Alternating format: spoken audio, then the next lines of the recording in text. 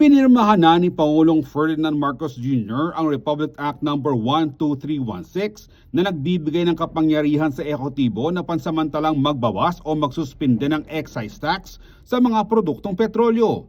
Ang bagong batas na pinagsamang bersyon ng Senate Bill No. 1823 at House Bill No.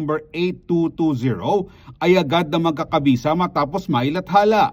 Sa ilalim ng RA 12316, may authority ang Pangulo na ayusin ang excise tax sa langis kapag umabot o lumampas sa $80 kada bariles ang average sa presyo ng Dubai crude oil sa loob ng isang buwan.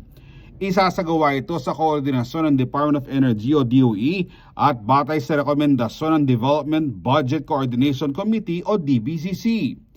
Sa klawn ng batas ang ganap na suspensyon o bahagyang pagbabawas ang buwis sa piling petroleum products at mananatiling epektibo ang kapangyarihang ito hanggang December 31, 2028. Layo rin itong tugunan ng epekto ng patuloy na pagtaas ng presyo ng langis sa pandaigdigang merkado dulot ng tensyon sa Middle East.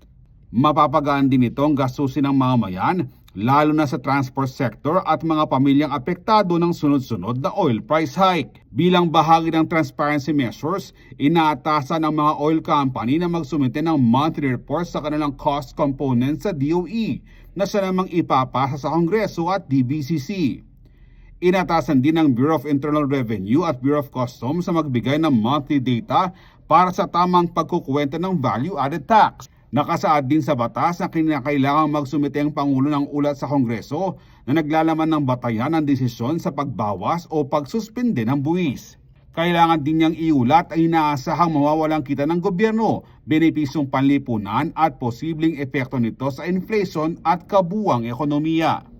Nauna nang sinabi ni Pangulong Marcos na pag-aaralan pa ng pamahalaan kung kailan ang pinakaangkop na panahon para gamitin ang naturang kapangyarihan alinsunod sa mga kondisyong nakasad sa batas.